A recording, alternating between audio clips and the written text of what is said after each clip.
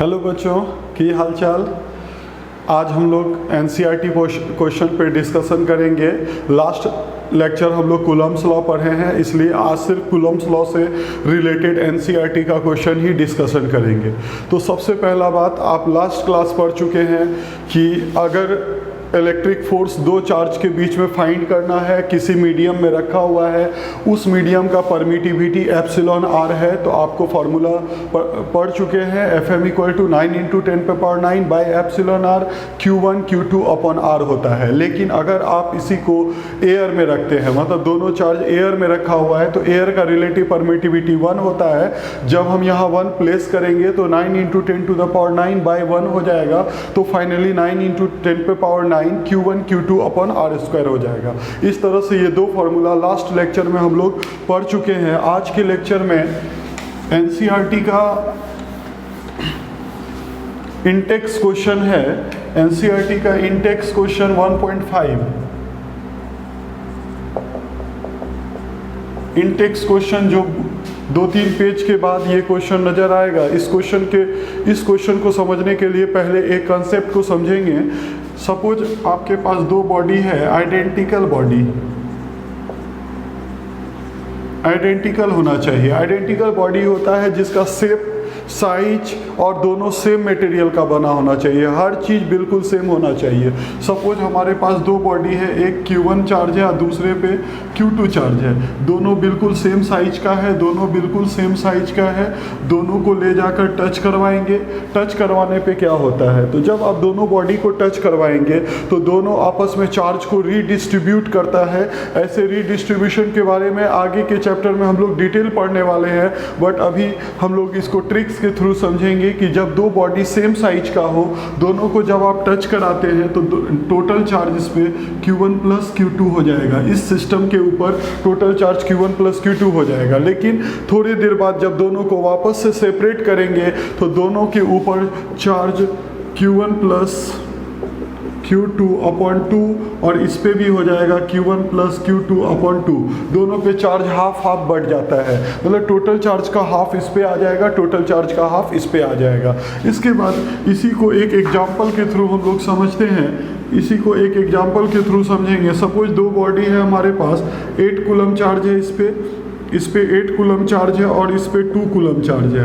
अगर दोनों बॉडी को आपस में टच करवा दे, दोनों बॉडी आइडेंटिकल साइज का है, दोनों को टच करवा दे, तो total charge 8 coulomb + 2 coulomb which is equal to 10 coulomb. Total charge हो जाएगा ऐड करके 10 कूलम के बराबर। लेकिन जब चार्ज रीडिस्ट्रीब्यूट हो जाएगा, वापस दोनों को सेपरेट किया जाएगा, तो इस बॉडी पे आ जाएगा 5 कूलम।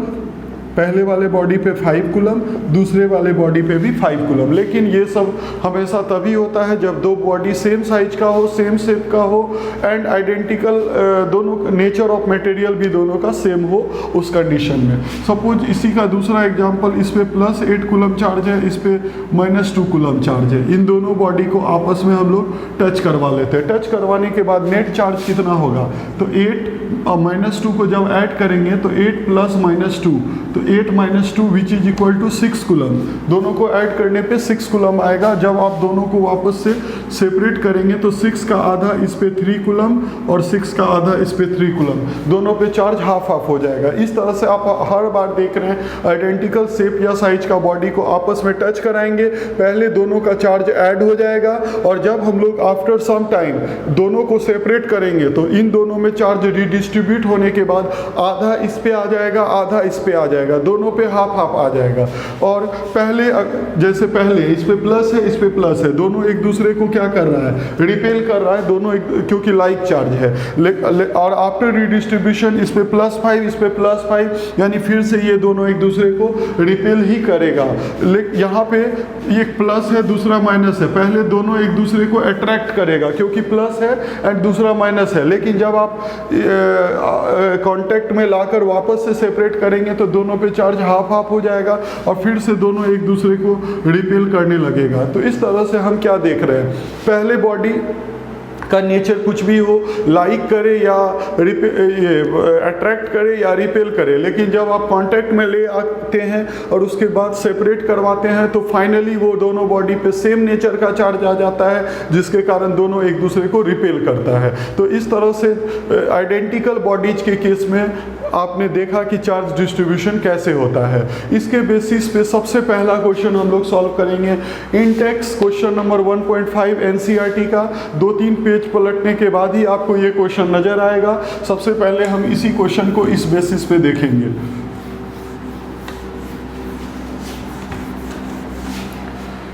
इस क्वेश्चन को हम लोग समझते हैं। ये क्वेश्चन क्या दिया हुआ है। सबसे पहले दो बॉडी है, इस पे चार्ज Q1 है और दूसरे वाले पे चार्ज Q2 है। दोनों का सेंटर को पहले ज्वाइन कर देंगे, दोनों के बीच का डिस्टेंस R है और ये सपोज अभी थोड़ा देर के लिए दोनों एक दूसरे को F1 फोर्स से रिपेल कर रहा है। तो अभी वाले फर्स्ट सिचुएशन में फोर्स क्या होगा। सपोज ये दोनों किसी मीडियम में रखा हुआ है, उस मीडियम का परमिटिविटी, अभी उस मीडियम के लिए कांस्टेंट K का वैल्यू जो मीडियम के इलेक्ट्रिक नेचर को डिफाइन करता है, सपोज वो K है, तो उस हिसाब से यहाँ पे Q1 Q2 upon R square. According to Coulomb's law हम लोग पढ़ चुके हैं कि दो चार्ज एक दूसरे पे जो फोर्स लगाएगा, सपोज ये इस पे F1 लगा रहा है तो ये भी इस पे F1 ही लगाएगा न्यूटन का थर्ड लॉ से। तो F1 फोर्स कितने के इक्वल होगा। तो according to Coulomb's law F1 equal to, suppose इस मीडियम का कांस्टेंट जो K का वैल्यू है जो मीडियम के लिए होता है वो K है, तो K Q1 Q2 upon R square. अब क्वेश्चन कह रहा है उस क्वेश्चन में कि इस बॉडी के साथ आप एक न्यूट्रल बॉडी को लाकर टच कराइए। इन दोनों बॉडी को इसको इसके साथ लाकर टच कराएंगे, ठीक है। कहीं से न्यूट्रल बॉडी लाए, इसको टच, दोनों को टच कराने पे क्या होता है। तो total charge Q1 plus 0 equal to कितने के इक्वल हो जाएगा। दोनों को ऐड किए Q1 के इक्वल हो जाएगा। आफ्टर सम टाइम जब दोनों को सेपरेट करेंगे तो फिर इस बॉडी पे चार्ज और इस बॉडी पे चार्ज, तो Q1 का हाफ इस पे आ जाएगा और Q1 का हाफ इस पे आ जाएगा। ये टोटल चार्ज Q1 हुआ, उसका हाफ इस पे आ जाएगा और उसका हाफ इस पे आ जाएगा। तो उसके बाद वापस से इस बॉडी को हम लोग हटा लेंगे, इस बॉडी से हमको कोई मतलब नहीं है, इसको सेपरेट कर लेंगे, ठीक है। फिर उसी तरह से ये बॉडी Q2 है, फिर यहाँ से एक न्यूट्रल बॉडी को इसके साथ लाकर टच करवाएंगे।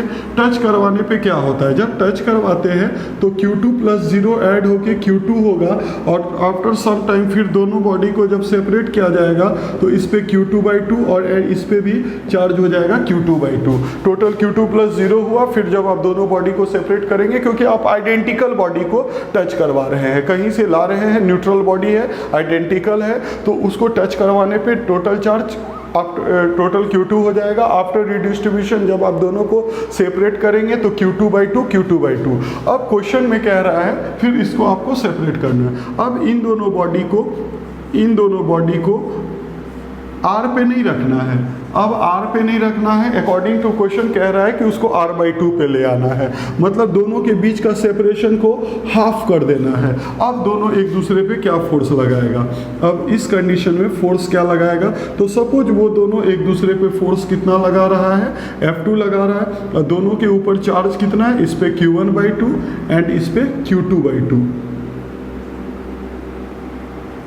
अब फोर्स का फॉर्मूला क्या होगा। फोर्स का formula Q1/2 into Q2/2 divided by K constant, क्योंकि सेम मीडियम है, अभी मीडियम वही है, अभी भी मीडियम सेम है, तो इसलिए कांस्टेंट K वही रह जाएगा, Q1/2 इंटू Q2/2 एंड इस बार R/2 का होल स्क्वायर, क्योंकि दोनों के बीच का फाइनल डिस्टेंस R/2 हो गया। उस बेसिस पे F2 equal to K Q1 Q2/4 by R²/4।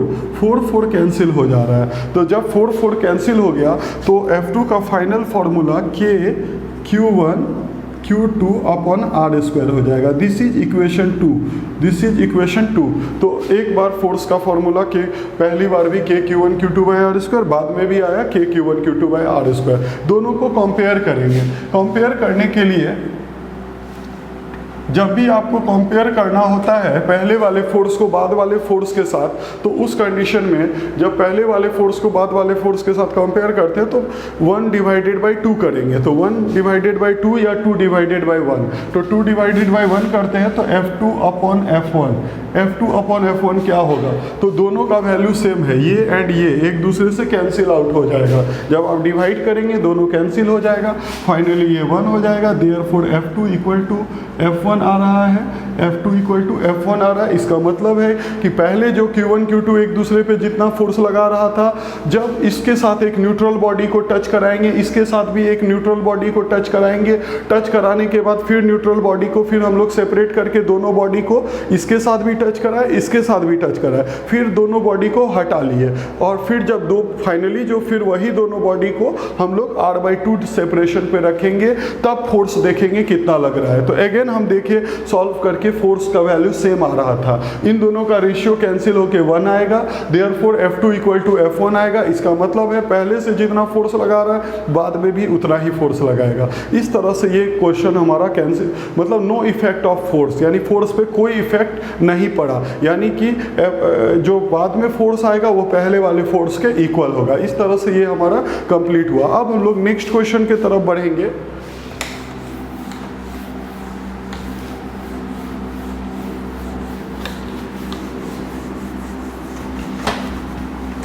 Next question है हमारा, इसके लिए आप सबसे पहले दो क्वेश्चन को इस तरह से इसको क्लिक कर लेंगे। ये दो क्वेश्चन है 1.12 एंड 1.13। सबसे पहले 1.12 के तरफ बढ़ेंगे। क्वेश्चन 1.12 काफ़ी सिंपल सा क्वेश्चन है कि दो बॉडी है, दोनों के ऊपर चार्ज दिया हुआ है, दोनों के बीच का डिस्टेंस गिवन है, दोनों के बीच दो बॉडीज के बीच का दूरी 50 सेंटीमीटर है। 50 सेंटीमीटर कहने का मतलब 50 इंटू 10 पे power -2 metre, 50 into 10 to the power -2 metre, and दोनों के ऊपर लाई करने वाला चार्ज का वैल्यू है 6.5 into 10 to the power 6.5 into 10 to the power -7 coulomb, जो कि Q1 भी है और Q2 पे भी है, मतलब Q1 का भी वैल्यू उतना ही है एंड इस पे ऊपर लाई करने वाला चार्ज का वैल्यू। तो पहला क्वेश्चन काफ़ी सिंपल है, दोनों के बीच का इलेक्ट्रिक फोर्स फाइंड करना है कि ये दोनों एक दूसरे पे कितना लगा रहा है। सपोज ये दोनों एक दूसरे पे, ये इस पे F1 लगा रहा है, ये इस पे F1 लगा रहा है। F1 का वैल्यू क्या होगा, अभी कुछ इंडिकेट नहीं है, हम लोग समझेंगे एयर में रखा हुआ है। एयर में हम लोग जानते हैं, लास्ट क्लास पढ़े हैं, एयर में फॉर्मूला होता है 9 into 10 to the power 9 Q1 Q2 upon R square, Q1 into Q2 upon R square. ये एयर के लिए फॉर्मूला है 9 into 10 to the power 9, Q1 into Q2 6.5 into 10 पे पावर -7, फिर से 6.5 into 10 to the power -7 divided by R square. दोनों के बीच का डिस्टेंस R 50 सेंटीमीटर है, 50 सेंटीमीटर को आप मीटर में कन्वर्ट कर लेंगे तो 50 इंटू 10 टू द पावर -2 का 50 इंटू 10 टू द पावर -2 का होल स्क्वायर हो जाएगा। इसको जब फाइनली सॉल्व किया जाएगा तो 9 into 6.5 divided by 50 into 50 into 10 पे पावर 9 -7 और 10 टू द पावर -4 नीचे, ऊपर जाएगा तो वो +4 हो जाएगा। ये फाइनली आपका सॉल्व करके फाइनली रिजल्ट इसका सॉल्व करके आएगा 1.521 into 10 to the power 1.521 into 10 to the power 6 newton. इस तरह से हमारा क्वेश्चन 1.12 सॉल्व हो गया। 1.2 बिल्कुल सिंपल क्वेश्चन था, सिंपल आपको फार्मूला लगाना था। एयर में दो चार्ज रखा हुआ है, एक दूसरे पे कितना फोर्स लगा रहा है, F equal to 9 into 10 to the power 9 Q1 Q2 by R square. अब हम लोग इसी से रिलेटेड अगला क्वेश्चन है उसके तरफ बढ़ेंगे, नेक्स्ट क्वेश्चन की तरफ बढ़ेंगे। क्वेश्चन नंबर 1.13, ये एक्सरसाइज का क्वेश्चन है, ये एक्सरसाइज का क्वेश्चन है, एक्सरसाइज में 1.13 है। अब इस क्वेश्चन के अकॉर्डिंग अगले क्वेश्चन को क्या कहता है, अगला क्वेश्चन है कि एक इस बॉडी पे Q चार्ज है, इस बॉडी पे भी Q चार्ज है। सेम पहले ही क्वेश्चन से रिलेटेड है, आपने देखा था इससे पिछले वाले क्वेश्चन में दोनों पे सेम चार्ज था। अब हम लोग उस चार्ज को लेके नहीं चलेंगे, उसको क्यू कंसीडर करेंगे। अब इस क्वेश्चन में कह रहा है कि सबसे पहले इस बॉडी के साथ एक बॉडी को लाकर टच करा दिया गया, सेम साइज का आइडेंटिकल बॉडी है, आइडेंटिकल बॉडी है, उसको इसके साथ लाकर टच करा दिया गया, और जो कि न्यूट्रल बॉडी है, ये जो बॉडी लाया गया उस न्यूट्रल बॉडी है, तो टोटल चार्ज Q + 0 कितना हो जाएगा, Q हो जाएगा। अगर देखा जाए तो Q + 0 = Q हो जाएगा।